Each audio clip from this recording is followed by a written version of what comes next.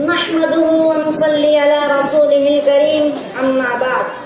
کس کی ہیبت سے صنم سہمے ہوئے رہتے تھے، کس کی ہیبت سے صنم سہمے ہوئے رہتے تھے، منہ کے بل گر کے هو اللہ احد کہتے تھے. صدر ذیشان، اہل میزان اور سامعین کرام، معجزہ خرق عادت عمل کو کہتے ہیں جو مدعی رسالت و نبوت کے ہاتھ سے ظاہر ہوتا ہے.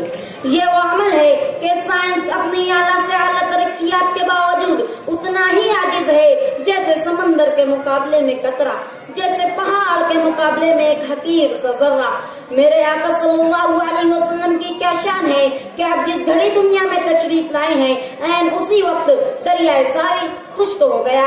فارس میں مسلسل 1000 سال سے جلتی ہوئی آگ اچانک بجھ گئی. کسرا کے محل کے 14 تنبور زمین بوس ہو گئے. دنیا کے تمام راجے، مہاراجے اور بادشاہ ایک دن کے لیے گونگے ہو گئے.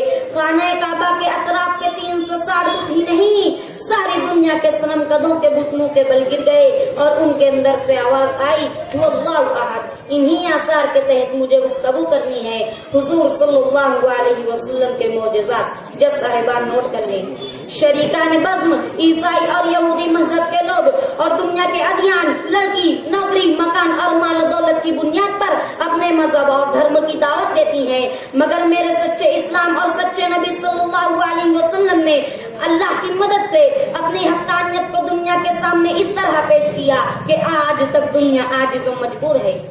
تمہارے سائنس کے پاس ایسا کوئی نسخہ کہ 5-7 آدمیوں کے سالن اور روٹی کو 300 افراد کھا لیں اور پھر بھی کپڑے سے ڈھکا ہوا برتن اور روٹیاں اتنی ہی نہیں جتنا شروع سے دسترخوان پر موجود تھی.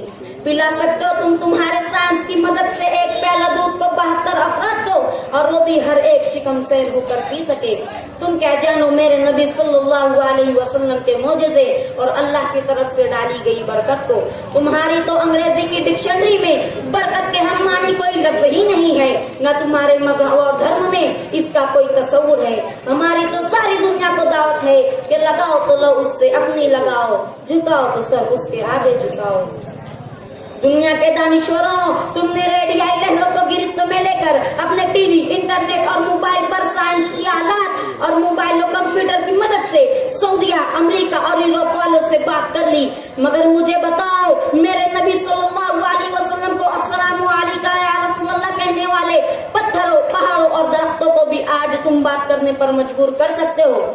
تمہارا علم سائنس بھی کسی بھیڑیے جیسے درندے اور ہرنی جیسے چوپائے سے بات کرا سکتا ہے. ہاں، ان تمام مخلوقات خداوندی سے میرے نبی صلی اللہ علیہ وسلم نے نہ صرف بات کی ہے بلکہ آپ کی رسالت کی گواہی بھی دی ہے، جسے دیکھ کر سننے والے پکار اٹھے لا الہ الا اللہ محمد رسول اللہ صلی اللہ علیہ وسلم.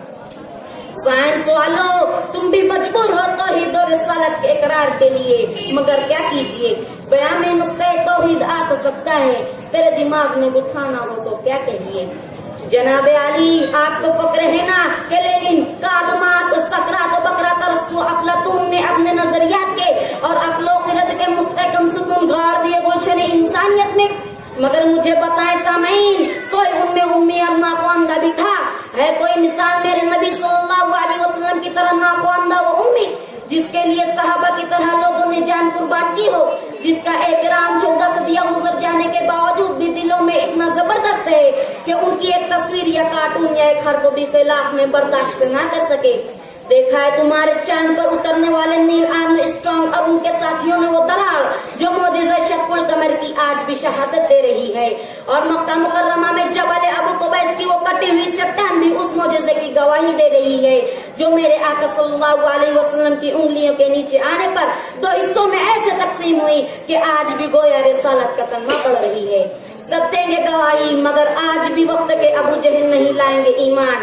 یہ دیکھنے کی ہے آنکھیں، نظر نہیں آتا کہ اب نگاہ میں عبرت نہیں ذرا باقی. بے وقوف اور عقل سے پیدل تھے وہ لوگ جنہوں نے سورج کو واپس پلٹ کر آتے دیکھا. حضور صلی اللہ علیہ وسلم اور حضرت علی رضی اللہ تعالی عنہ نے نماز عصر ادا کی، اس کے بعد غروب ہوا. ہاں، قوم موسیٰ نے مشاہدہ کیا ہے کہ عصا موسوی کی ایک ضرب سے پتھر पत्थर से पानी उबल पड़ा, मगर मेरे मदनी आका सल्लल्लाहु अलैहि वसल्लम की तो उंगलियों से पानी निकल पड़ा। और 400 सहाबा किराम के लश्कर ने पीने का पानी वजू और गुस्ल के लिए वो पानी महफूज कर लिया। कहाँ है वो साइंस की तालीम वाले, वो H2O 2 हिस्सा हाइड्रोजन 1 हिस्सा ऑक्सीजन से पानी तैयार करने वाले? पता है मुझे कि मेरे सरकार सल्लल्लाहु अलैहि वसल्लम की उंगलियों से निकलने वाले पानी का क्या फार्मूला है। उनके जैसा कोई नहीं, उनके मोजेज़ात जैसा भी कोई मोजेज़ा नहीं। बयां अपने आका की क्या हो फजीलत के बाद खुदा आप ही की है अजमत। मगर हाज़रीन कराम, मेरे सरकार सल्लल्लाहु अलैहि वसल्लम का सबसे अजीम मोजेज़ा है ये कुरान अजीम, जिसे आपने ताकों में सजा रखा है। कल भी इसी कुरान की मोजेज़ नुमाई थी कि हज़रत उमर बिन खत्ताब रज़ियल्लाहु ताला अन्हु के हाथों से तलवार छीनकर मेरे नबी सल्लल्लाहु अलैहि वसल्लम का गुलाम बना देता था। तुम्हारा कंप्यूटर एज का बड़ा से बड़ा कंप्यूटर भी ना कोई सूर्य बना सका, न 114 सूरतों में आज तक कोई गलती निकाल सका, न कोई एक छोटी सी आयत बना सका। इसी पर अमल करके तुम्हारे असलाफ ने 22 लाख मुरब्बा मील पर हुकूमत की है। काश इस मोजेज़े कुरान को पूरी उम्मत समझ लेती और अल्लाह की रस्सी को मजबूती से थाम लेती कि वो मुअज़्ज़ज़ थे जमाने में मुसलमान होकर, वो मुअज़्ज़ज़ थे जमाने में मुसलमान होकर और तुम ख्वार हुए तारीख़ कुरान होकर। शुक्रिया।